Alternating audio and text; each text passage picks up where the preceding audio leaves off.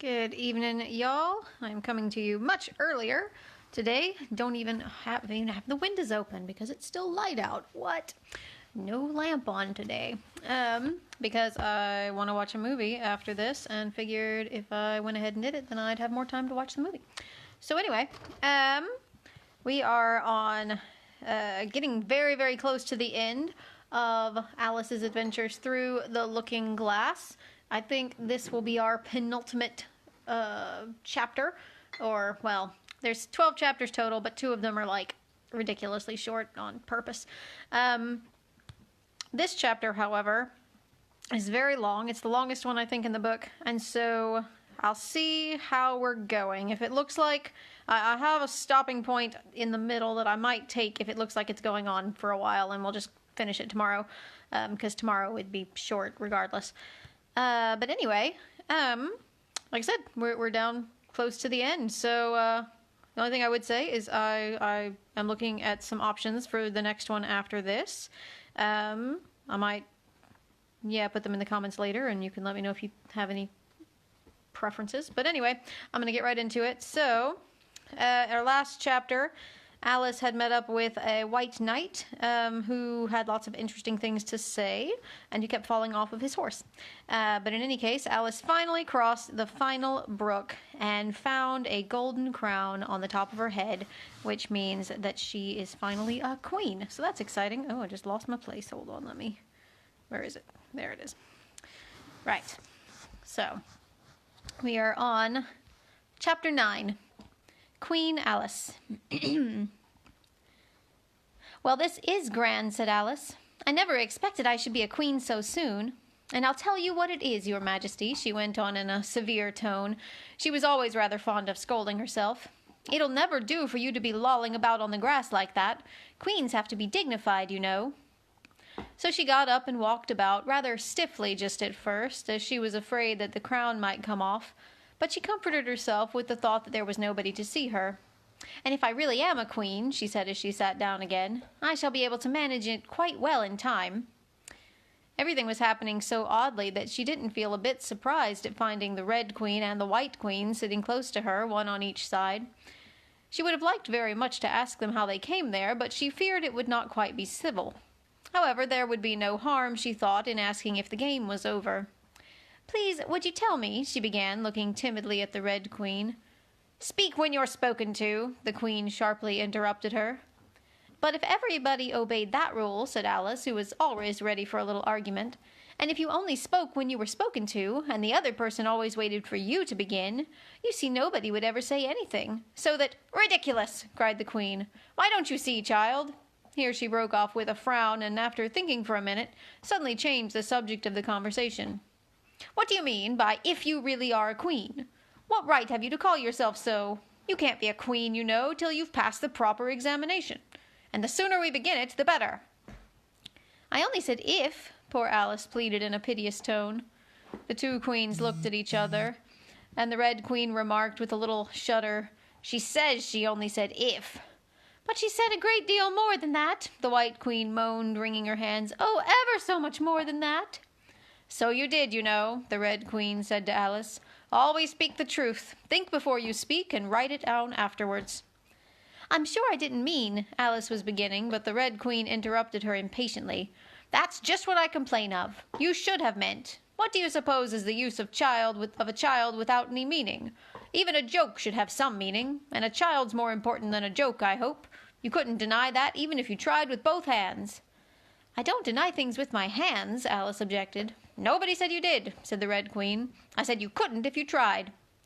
She's in that state of mind, said the White Queen, that she wants to deny something, only she doesn't know what to deny. A nasty, vicious temper, the Red Queen remarked, and then there was an uncomfortable silence for a minute or two. The Red Queen broke the silence by saying to the White Queen, I invite you to Alice's dinner party this afternoon. The White Queen smiled feebly and said, And I invite you. I didn't know I was to have a party at all, said Alice. But if there is to be one, I think I ought to invite the guests. We gave you the opportunity of doing it, the Red Queen remarked, but I dare say you've not had many lessons in manners yet. Manners are not taught in lessons, said Alice. Lessons teach you to do sums and things of that sort. "And you do addition?" the White Queen asked. "What's 1 and 1 and 1 and 1 and 1 and 1 and 1 and 1 and 1 and 1? "I don't know," said Alice. "I lost count." "She can't do addition," the Red Queen interrupted. "Can you do subtraction? Take 9 from 8. 9 from 8 I can't, you know," Alice repeated very readily. "But she can't do subtraction," said the White Queen. "Can you do division? Divide a loaf by a knife. What's the answer to that?" "I suppose," Alice was beginning, but the Red Queen answered for her. "Bread and butter, of course. Try another subtraction sum. Take a bone from a dog. What remains?" Alice considered. "The bone wouldn't remain, of course, if I took it, and the dog wouldn't remain. It would come to bite me, and I'm sure I shouldn't remain." "Then you think nothing would remain?" said the Red Queen. "I think that's the answer." "Wrong as usual," said the Red Queen. "The dog's temper would remain." "But I don't see how." "Why, look here," the Red Queen cried. "The dog would lose its temper, wouldn't it?" "Perhaps it would," Alice replied cautiously. "Then if the dog went away, its temper would remain," the Queen exclaimed triumphantly. Alice said as gravely as she could, "They might go different ways," but she couldn't help thinking to herself, "What dreadful nonsense we are talking." "She can't do sums a bit," the Queen said together with great emphasis. "Can you do sums?" Alice said, suddenly turning on the White Queen, for she didn't like being found fault with so much. The Queen gasped and shut her eyes. "I can do addition if you give me time, but I can't do subtraction under any circumstances." "Of course you know your ABCs?" said the Red Queen. "To be sure I do," said Alice. "So do I," the White Queen whispered. "We'll often say it over together, dear. And I'll tell you a secret. I can read words of 1 letter. Isn't that grand? However, don't be discouraged. You'll come to it in time." Here the Red Queen began again. "Can you answer useful questions?" she said. "How is bread made?" "I know that," Alice cried eagerly. "You take some flour." "Where do you pick the flour?" the White Queen asked. "In a garden or in hedges?" "Well, it isn't picked at all," Alice explained. "It's ground." "How many acres of ground?" said the White Queen. "You mustn't leave out so many things." "Fan her head," the Red Queen anxiously interrupted. "She'll be feverish after so much thinking." So they set to work and fanned her with bunches of leaves till she had to beg them to leave off, it blew her hair about so. "She's all right again now," said the Red Queen. "Do you know languages? What's the French for fiddle-dee-dee?" "Fiddle-dee-dee's not English," Alice replied gravely. "Whoever said it was?" said the Red Queen. Alice thought she saw a way out of the difficulty this time. "If you tell me what language fiddle-dee-dee is, I'll tell you the French for it," she exclaimed triumphantly. But the Red Queen drew herself up rather stiffly and said, "Queens never make bargains." "I wish queens never asked questions," Alice thought to herself. "Don't let us quarrel," the White Queen said in an anxious tone. "What is the cause of lightning?" "The cause of lightning," Alice said very decidedly, for she felt quite certain about this, "is the thunder." No, she hastily corrected herself. "I meant the other way." "It's too late to correct it," said the Red Queen. "When you've once said a thing, that fixes it, and you must take the consequences." "Which reminds me," the White Queen said, looking down and nervously clasping and unclasping her hands. "We had such a thunderstorm last Tuesday. I mean, one of the last set of Tuesdays, you know." Alice was puzzled. "In our country," she remarked, "there's only 1 day at a time." The Red Queen said, "That's a poor thin way of doing things.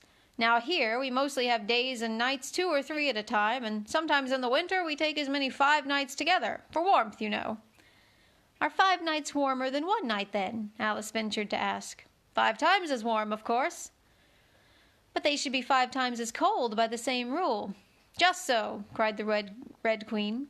5 times as warm and 5 times as cold. Just as I'm 5 times as rich as you are, and 5 times as clever." Alice sighed and gave it up. "It's exactly like a riddle with no answer," she thought. "Humpty Dumpty saw it too," the White Queen went on in a low voice, more as if she were talking to herself. "He came to the door with a corkscrew in his hand." "What did he want?" said the Red Queen. "He said he would come in," the White Queen went on, "because he was looking for a hippopotamus. Now, as it happened, there wasn't such a thing in the house that morning." "Is there generally?" Alice asked in an astonished tone. "Well, only on Thursdays," said the Queen. "I know what he came for," said Alice. "He wanted to punish the fish because—" Here the White Queen began again. "It was such a thunderstorm, you can't think." "She never could, you know," said the Red Queen. and part of the roof came off, and ever so much thunder got in, and it went rolling round the room in great lumps, and knocking over the tables and things, till I was so frightened I couldn't remember my own name. Alice thought to herself, I never should try to remember my name in the middle of an accident. Where would be the use of it? But she did not say this aloud, for fear of hurting the poor Queen's feelings. Your Majesty must excuse her, the Red Queen said to Alice, taking one of the White Queen's hands in her own and gently stroking it. She means well, but she can't help saying foolish things as a general rule. The White Queen looked timidly at Alice, who felt she ought to say something kind, but really couldn't think of anything at the moment. She never was really well brought up, the Red Queen went on, but it's amazing how good-tempered she is. Pat her on the head and see how pleased she'll be. But this was more than Alice had the courage to do. A little kindness and putting her hair in papers would do wonders with her. The White Queen gave a deep sigh and laid her head on Alice's shoulder. I am so sleepy, she moaned. She's tired, poor thing, said the Red Queen. Smooth her hair, lend her your nightcap, and sing her a soothing lullaby. I haven't got a nightcap with me, said Alice, as she tried to obey the first direction, and I don't know any soothing lullabies. I must do it myself, then, said the Red Queen, and she began. Hush-a-bye, lady, in Alice's lap. Till the feast ready, we've time for a nap. When the feast's over, we'll go to the ball. Red Queen and White Queen and Alice and all. And now you know the words, she added, as she put her head down on Alice's other shoulder. Just sing it through to me. I'm getting sleepy, too. In another moment, both queens were fast asleep and snoring loud. What am I to do? Exclaimed Alice, looking about in great perplexity, as first one round head and then the other rolled down from her shoulder and lay like a heavy lump in her lap. I don't think it ever happened before that anyone had to take care of two queens asleep at once. No, not in all the history of England. It couldn't, you know, because there never was more than one queen at a time. Do wake up, you heavy things, she went on in an impatient tone, but there was no answer but a gentle snoring. The snoring got more distinct every minute and sounded more like a tune. At last she could even make out the words, and she listened so eagerly that when the two great heads vanished from her lap, she hardly missed them. She was standing before an arched doorway over which were the words Queen Alice in large letters, and on each side of the arch there was a bell handle. One was marked Visitor's Bell, and the other Servant's Bell. I'll wait till the song's over, thought Alice, and then I'll ring the... Which bell must I ring? She went on, very much puzzled by the names. I'm not a visitor, and I'm not a servant. There ought to be one marked Queen, you know. Just then the door opened a little way, and a creature with a long beak put its head out for a moment and said, No admittance till the week after next, and shut the door again with a bang. Alice knocked and rang in vain for a long time, but at last a very old frog who was sitting under a tree got up and hobbled slowly towards her. He was dressed in bright yellow and had enormous boots on. What is it now? The frog said in a deep, hoarse whisper. Alice turned round, ready to find fault with anybody. Where's the servant whose business it is to answer the door? She began angrily. Which door? Said the frog. Alice almost stamped with irritation at the slow drawl in which he spoke. This door, of course. The frog looked at the door with his large, dull eyes for a minute. Then he went nearer and rubbed it with his thumb as if he were trying whether the paint would come off. Then he looked at Alice. To answer the door, he said. What's it been asking of? He was so hoarse that Alice could scarcely hear him. I don't know what you mean, she said. I talks English, doesn't I? The frog went on. Or are you deaf? What did it ask you? Nothing, Alice said impatiently. I've been knocking at it. Shouldn't do that, the frog muttered. Vexes it, you know. Then he went up and gave the door a kick with one of his great feet.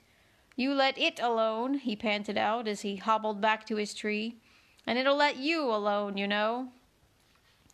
At this moment the door was flung open, and a shrill voice was heard singing, To the looking-glass world it was Alice that said, I've a sceptre in hand, I've a crown in my head. Let the looking-glass creatures, whatever they be, come and dine with the Red Queen, the White Queen, and me. And hundreds of voices joined in the chorus. Then fill up the glasses as quick as you can, and spread and bran, put cats in the coffee and mice in the tea, and welcome Queen Alice with 30 times 3. Then followed a confused noise of cheering, and Alice thought to herself, 30 times 3 makes 90. I wonder if anyone's counting. In a minute there was a silence again, and the same shrill voice sang another verse. "O looking-glass creatures," quoth Alice, "draw near. 'Tis an honour to see me, a favour to hear. 'Tis a privilege high to have dinner and tea, along with the Red Queen, the White Queen, and me." Then came the chorus again. "Then fill up the glasses with treacle and ink, or anything else that is pleasant to drink. Mix sand with the cider, and wool with the wine, and welcome Queen Alice with 90 times 9. 90 times 9, Alice repeated in despair. "Oh, that'll never be done. I'd better go in at once." And there was a dead silence the moment she appeared. Alice glanced nervously along the table as she walked up the large hall, and noticed that there were about 50 guests of all kinds. Some were animals, some birds, and there were even a few flowers among them. "I'm glad they've come without waiting to be asked," she thought. "I should never have known who were the right people to invite." There were 3 chairs at the head of the table. The Red and White Queens had already taken 2 of them, but the middle one was empty. Alice sat down in it, rather uncomfortable in the silence, and longing for someone to speak. At last the Red Queen began. "You've missed the soup and fish," she said. "Put on the joint." And the waiters set a leg of mutton before Alice, who looked at it rather anxiously, as she had never had to carve a joint before. "You look a little shy. Let me introduce you to that leg of mutton," said the Red Queen. "Alice, mutton. Mutton, Alice." The leg of mutton got up in the dish and made a little bow to Alice, and Alice returned the bow, not knowing whether to be frightened or amused. "May I give you a slice?" she said, taking up the knife and fork and looking from one queen to the other. "Certainly not," the Red Queen said, very decidedly. "It isn't etiquette to cut anyone you've been introduced to. Remove the joint." And the waiters carried it off and brought a large plum pudding in its place. "I won't be introduced to the pudding, please," Alice said rather hastily, "or we shall get no dinner at all. May I give you some?" But the Red Queen looked sulky and growled, "Pudding, Alice, Alice, pudding. Remove the pudding." And the waiters took it away so quickly that, hold on, Echo's eating something. Let me, interlude. What are you doing? Going for the cornbread. Out. Sorry. Right, I'm coming back. Okay. Right, I'm gonna find it. I'll start over. That's what happens when you do it live. But the Red Queen looked sulky and growled, "Pudding, Alice, Alice, pudding. Remove the pudding." And the waiters took it away so quickly that Alice couldn't return its bow. However, she didn't see why the Red Queen should be the only one to give orders, so as an experiment she called out, "Waiter, bring back the pudding." And there it was again in a moment, like a conjuring trick. It was so large that she couldn't help feeling a little shy with it, as she had been with the mutton. However, she conquered her shyness by a great effort and cut a slice and handed it to the Red Queen. "What impertinence!" said the pudding. "I wonder how you'd like it if I were to cut a slice out of you, you creature." It spoke in a thick, sooty sort of voice, and Alice hadn't a word to say in reply. She could only sit and look at it and gasp. "Make a remark," said the Red Queen. "It's ridiculous to leave all the conversation to the pudding." "Do you know, I've had such a quantity of poetry repeated to me today," Alice began, a little frightened at finding that the moment she opened her lips there was dead silence and all eyes were fixed upon her. "And it's a very curious thing, I think. Every poem was about fishes in some way. Do you know why they're so fond of fishes all about here?" She spoke to the Red Queen, whose answer was a little wide of the mark. "As to fishes," she said, very slowly and solemnly, putting her mouth close to Alice's ear, "Her White Majesty knows a lovely riddle, all in poetry, all about fishes. Shall she repeat it?" "Her Red Majesty's very kind to mention it," the White Queen murmured into Alice's other ear, in a voice like the cooing of a pigeon. "It would be such a treat. May I?" "Please do," Alice said very politely. The White Queen laughed with delight and stroked Alice's cheek. Then she began, "First, the fish must be caught. That is easy. A baby, I think, could have caught it. Next, the fish must be bought. That is easy. A penny, I think, would have bought it. Now cook me the fish. That is easy, and will not take more than a minute. Let it lie in a dish. That is easy, because it is already in it. Bring it here, let me sup. It is easy to set such a dish on the table. Take the dish cover up. Ah, that is so hard, I fear I'm unstable. Unable, for it holds it like glue, holds the lid to the dish while it lies in the middle. Which is easiest to do? Undish cover the fish or dish cover the riddle? Take a minute to think about it and then guess, said the Red Queen. Meanwhile, we'll drink your health. Queen Alice's health, she screamed at the top of her voice, and all the guests began drinking it directly, and very queerly they managed it. Some of them put their glasses upon their heads like extinguishers and drank all that trickled down their faces. Others upset the decanters and drank the wine as it ran off the edges of the table, and 3 of them, who looked like kangaroos, scrambled into the dish of roast mutton and began eagerly lapping up the gravy. Just like pigs in a trough, thought Alice. You ought to return thanks in a neat speech, the Red Queen said, frowning at Alice as she spoke. We must support you, you know, the White Queen whispered as Alice got up to do it, very obediently, but a little frightened. Thank you very much, she whispered in reply, but I can do quite well without. That wouldn't be at all the thing, the Red Queen said very decidedly, so Alice tried to submit to it with good grace. And they did push so, she said afterwards when she was telling her sister the history of the feast. You would have thought they wanted to squeeze me flat. In fact, it was rather difficult for her to keep in her place while she made her speech. The 2 queens pushed her so, one on each side, that they nearly lifted her up into the air. I rise to return thanks, Alice began, and she really did rise as she spoke, several inches, but she got hold of the edge of the table and managed to pull herself down again. Take care of yourself, screamed the White Queen, seizing Alice's hair with both her hands. Something's going to happen. And then, as Alice afterwards described it, all sorts of things happened in a moment. The candles all grew up to the ceiling, looking something like a bed of rushes with fireworks at the top. As to the bottles, they each took a pair of plates which they hastily fitted on as wings, and so with forks for legs went fluttering about in all directions. And very like birds they look, Alice thought to herself, as well as she could in the dreadful confusion that was beginning. At this moment she heard a hoarse laugh at her side and turned to see what was the matter with the White Queen. But instead of the Queen there was the leg of mutton sitting in the chair.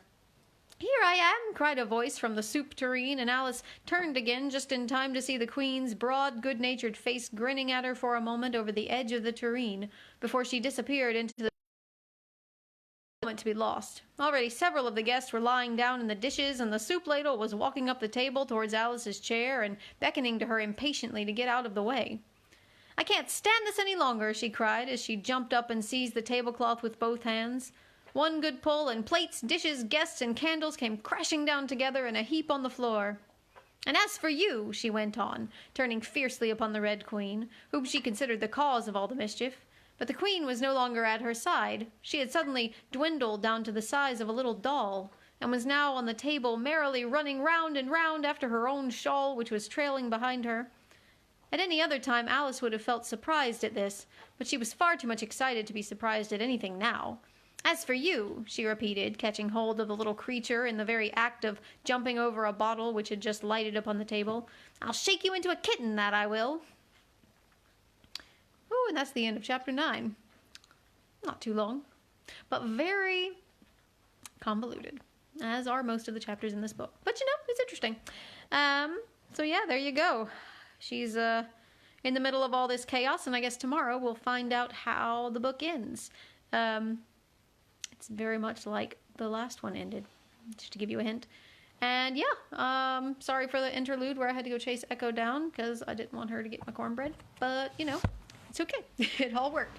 I will, see you tomorrow for the grand finale of Alice's adventures through the Looking Glass. And, try to come up with what the next book might be.